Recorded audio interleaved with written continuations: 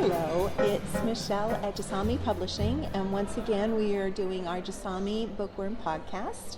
We're out and about in the world, and I am delighted to introduce one of our newest yet to be published authors, Graham Murdoch. Hello, Graham. Hello, Michèle.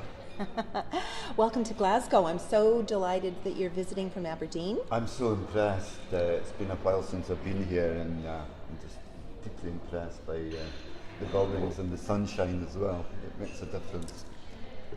Excellent. That's wonderful. So I think it's a beautiful sunny day here in Glasgow, I have to say. So we are pressing our visitor, which we do like to do.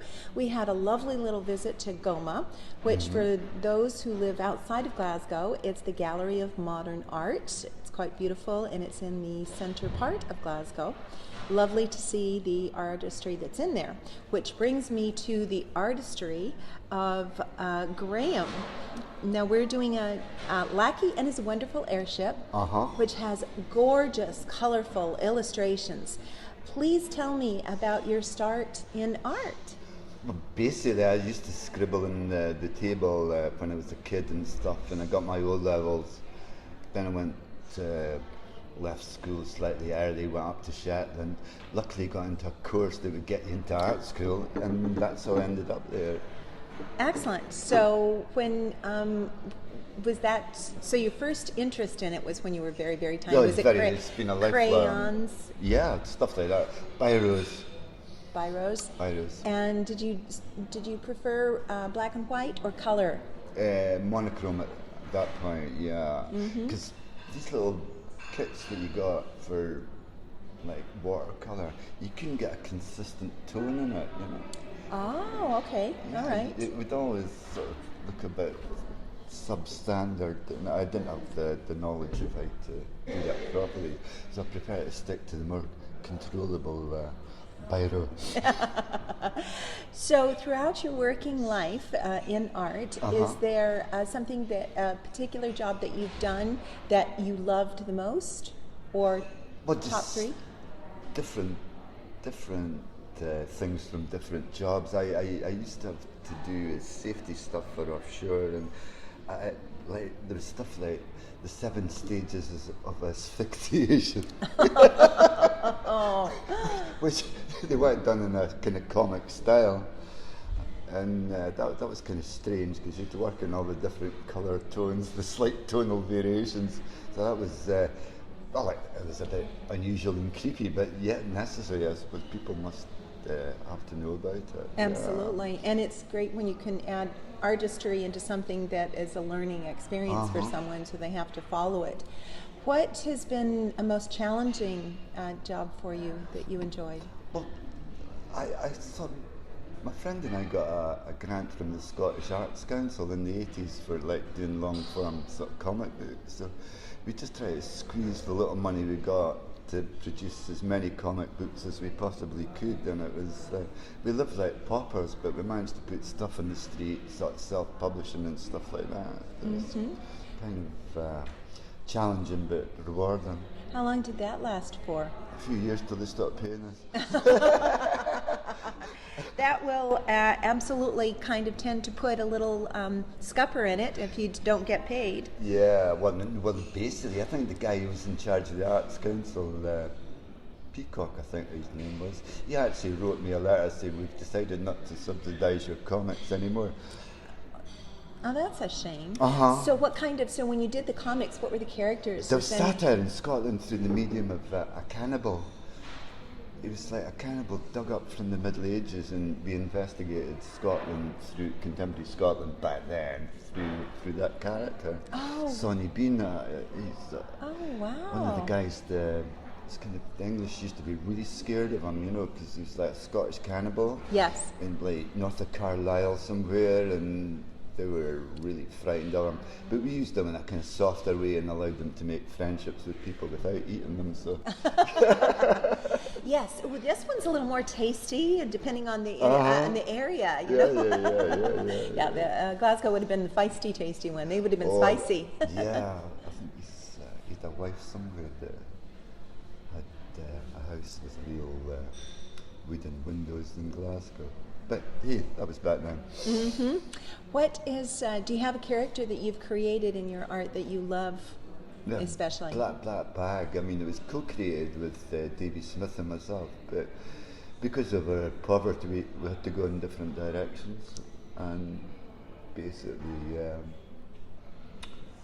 I was sort of classically trained to draw, and he was a cartoonist, so I just sort of found myself doing it on my own. Right. No, he was a very good cartoonist, but that's just the way these things work sometimes. It's it's an opportunity in life that will come along, and you have to take a change in direction, and it can be wonderful. It can be challenging. So how long did that character last? It would be 85, 87. I think we went to the Michèle Library here in Glasgow to research it, but we couldn't find any. Then eventually this guy in Shetland sent us through some Black Barb stories, so we could use that as the basis for it. It'd be, I'm trying to think of the time scale, maybe 80s till about 2000 plus. Now, was that in monochrome or was that full color? Oh, it's a monochrome, yeah. So that would be very artsy. Now, do you know where they are now? Do the old copies of them? Have you kept them? They'll probably be. Yes, some of them. I've kept them. Yeah. If you have the first edition, it'll probably be worth something someday. One would hope so. Like, I've got some of the original artwork. I sort of gave a lot of them away. Original artwork is worth quite a bit. That's really wonderful. I know that is interesting. So you've worked in Scotland, but you've worked overseas as well.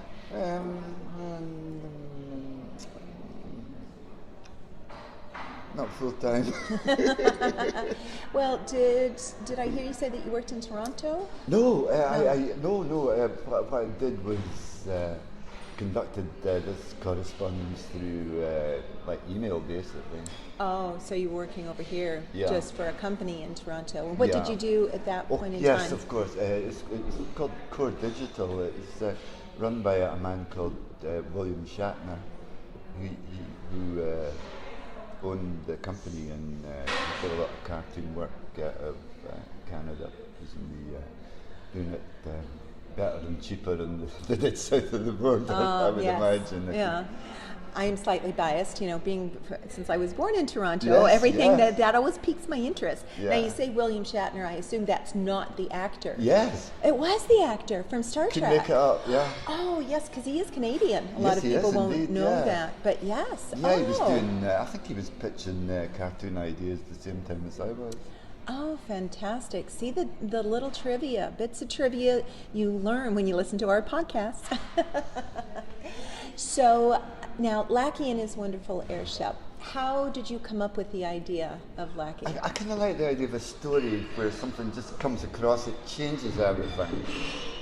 And a person takes off, or a character takes off in a different direction. And I just thought I'd kind of start out at East Linton, or East Lothian. There's a kind of base there where they used to keep airships, and at the end of the First War they destroyed them. And I just like the idea of him going through all these burning airships and think, what an incredible waste and stuff like that. Absolutely. When you think of what they could have done, but they ended up being a bit dangerous. Yeah. However, the thought at the time, they were used so much during World War One. So that's so the time frame for the story is just after 1919, essentially. 1990. Yep, absolutely. So it's just after the finish of the war. And tell us about Lachie, and where did the story come first? Did the artistry come first? What worked? He's sort of developed from a sort of previous character. I based it on my kid as he grew up, but of course he grew up to be quite tall and skinny, which is not much use for children's illustration. So I kind of looked at my earlier drawings from another project and adapted them for Michèle's book. And so I think this will work kind of a bit better. Tell me about the process that you have for illustrating. How do you start it? What is your process when you basically I scribble down on a piece of paper, and then I got all these little things, you get cheapo things of acrylic paint, and I put them into what do you call it? A saucer. Yeah, I just put them in a saucer and just put a little bit of water and I just take a brush and just do little things like that to pick the colours out. Then I feed it into the scanner and then I sort of feed it into Photoshop. Ah, so there's definitely Yeah, a process there's for a kind doing of it. ambiguity. If you did it all in Photoshop, it would have that kind of mechanical feel, but I kind of want the sort of human touch to be in the drawings. Absolutely, because that's where the expression comes from, and the little nuances, Yeah, which are quite beautiful. little mistakes, and some little mistakes. Some of them, as you say, I just experiment all the time. Like the one in the Clyde, it just started out quite dull, but in the end, just above finished in green, it just started dancing for me visually. I was just so pleased. I won't say envy because, but I will say envy. I envy creative people, their creativity, because I don't have that talent myself, but I think it's wonderful that you do. I love the various, the variety to the illustrations.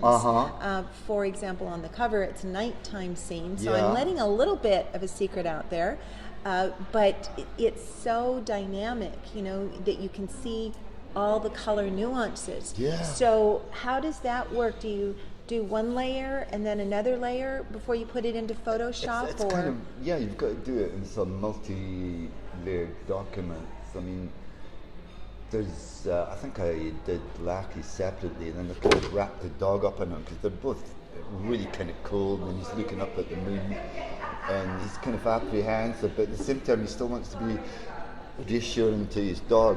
I think that sort of comes through okay, and the moon's like big in the sky, you can tell you're in an airship and stuff like that. And these old engines, they would actually kind of go red hot, You always think it's like steam engines do that, but these engines, like Curtis Aero engines, would go really red hot, and you could heat yourself off them. Isn't that amazing? Yeah. Yeah, and I try to catch that kind of, that sort of slight sort of colour change you get to metal. Absolutely. Yeah. The subtlety behind it. And that's, I have to say, Connor, his little dog, his little Scotty dog, his expressions are so wonderful because it's quite human in their characteristics. He's the character required to explain what Lachie is thinking. He's got to speak to the dog. Yes. And also kind of reassure the dog and stuff like that. And the more I drew him, the more of a character he seemed to become. He was almost like I don't know, he wasn't a developed character, but by the time I'd handed over the artwork, he was kind of dancing off the page, basically. And that's true of most, I call them furry family, furry family members, because they are such an important part of the family. Oh, very much so. I had a cat for 20 years. See, exactly. It hated my guts. I think it stayed alive. That's because they tend to be a little aloof, so, but but the important part of that is that they actually, that you love them anyway. Oh, I love that. I love Snoddy unconditionally. One of our, Isadora, one of our interns, she has a cat, very much aloof, but she's devoted to it. That's her furry family member. And a lot of our colleagues as well have them. So I think it's really key because the relationship between Lachie and Connor, you can really see it in the story. Yeah, you can feel it. The line sights of the way they're looking at each other. Yeah, line of sight, is that what they call it? Yes. Yeah. Yes, exactly. Yeah, they kind of interact with each other in a kind of interesting way. So I know that you've done Lachie. I know you're working on another project, even though we haven't published this one yet. Please tell us about the next project that you're working on. Probably the nearest I could get to that thing is something that book. Something that I did before in low resolution. I've done about 5 kind of frames to bring up to the same standard as the Lachie book, but I mean, I've not shown it to you. The other thing I've kind of done is done a kind of mood picture of an airship going through Antarctica, because we might be able to develop the character because he's in North America when the story ends. So he might suddenly find himself diverted all over again. Well, he probably want another adventure since he had so much fun. The only kid in sort of Canada that can drive an airship, basically, I think. Yeah, I know. That's what an adventure it was. So when you come up with the idea for the new story in Antarctic, and that's quite a lot of ice and cold. So how will that come through on the?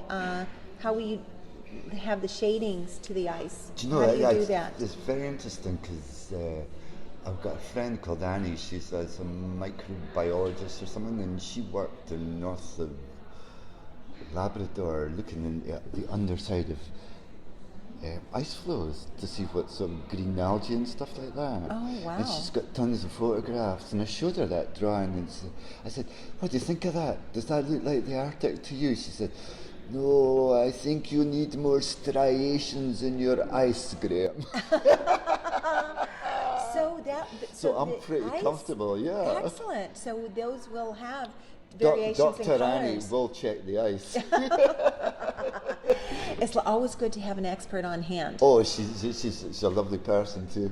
Oh, excellent. So how many stories do you think you've done? I know you've worked on Lachie and you're going to work on the Arctic one. Is there anything else that's circling your artistic brain?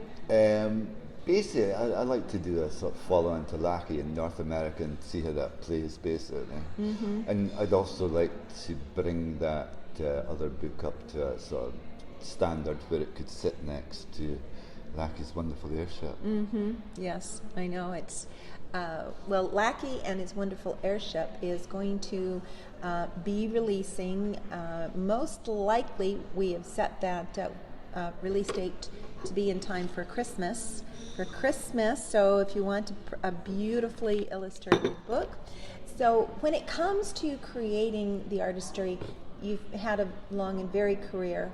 Is there something that you've stepped away from that you'd like to go back to artistically? Yeah, there's a project that I sort of had to stop for various reasons with a chap in Edinburgh. I'd like to go back to that.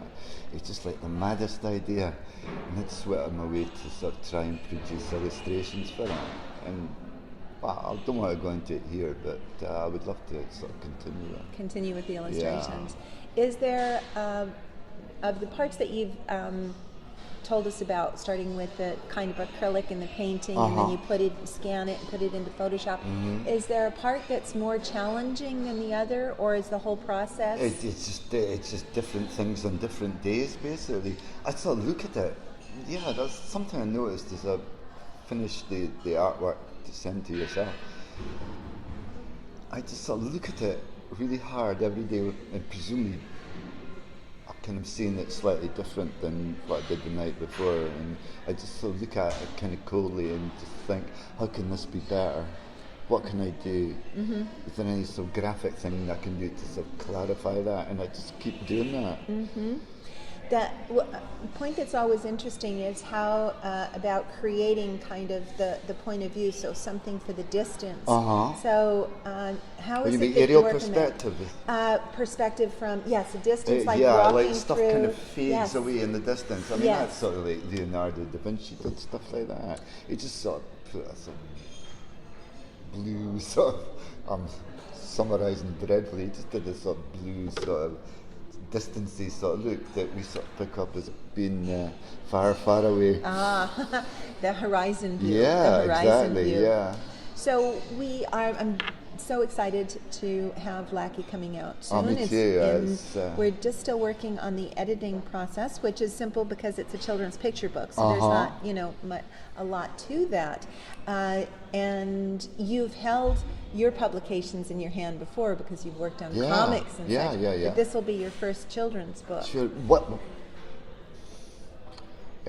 Yeah.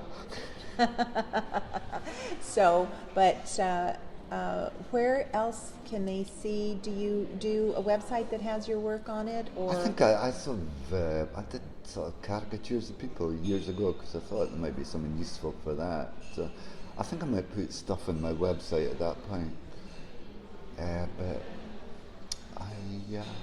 I'm not sure even what address it was. So, Well, your visit to Glasgow has been enjoyable. Yes. And meeting you in person is always enjoyable. I love Okay. to meet the authors and illustrators, writers, especially when we're working on a project together. Yes. When it's remote, we'll be working on a launch in Aberdeen, and then of course okay, in I'd forgotten about Aberdeen and the launch. and then Glasgow Thank as you, well. yeah, Yes. yeah. Is there any artistic advice that you could offer to anyone listening to the podcast who's looking for a career in it? Basically, when I was at college, they did graphics, but what you really need to do is something like illustration. I was speaking to my friend Ash. She said she got some lassie from art school to do illustration for one of her projects for the council and stuff like that. Uh-huh. So, and apparently it was quite successful, so that girl, she got more kind of work. Basically, if you just sort of keep on kind of pursuing it, you'll eventually get your name kind of known. But unfortunately in Aberdeen, there's no sort of real publishing since Robert Maxwell destroyed the local publishing house. Yeah. Oh. And well, there's the Aberdeen Journals, but they're more sort of newspaper and stuff like that. So you basically, Edinburgh, Glasgow, you've got to aim towards, basically. Yes. So it's building a portfolio of work. Oh, very much is so, what yeah. what's To give them an idea suggested. of what you can do. Maybe they don't know what they want until they see what you've got. Yes. Yeah. Absolutely. And also then each person can explore their own creativity and find out what they actually love doing, because you know what they say, when you love doing something, you'll never work another day in your life. No, that's So completely true. I haven't been working in years, honestly. So, drawing to a close, I'd like to say thank you for everybody listening to it. We're working on creating new podcasts and new ideas. So now for illustrators and their creative group, this is for that. And it's the opportunity to meet with Graham Murdoch. Graham, shout out time. Who would you like to give a shout out to? The people who put me up last night, Stephen and Ash, thank you so much. Excellent. Wonderful. Well, I'd like to give a shout out to all of those creative people who are looking to work on illustrations and get published. Pursue your dreams, pursue your goals. And the next podcast, I'm once again going to keep it a secret, so you'll just have to listen to it. So I'd like to say thank you very much. It's Michèle from Jasami Bookworm Podcast. And as always, I wish you a sunny day.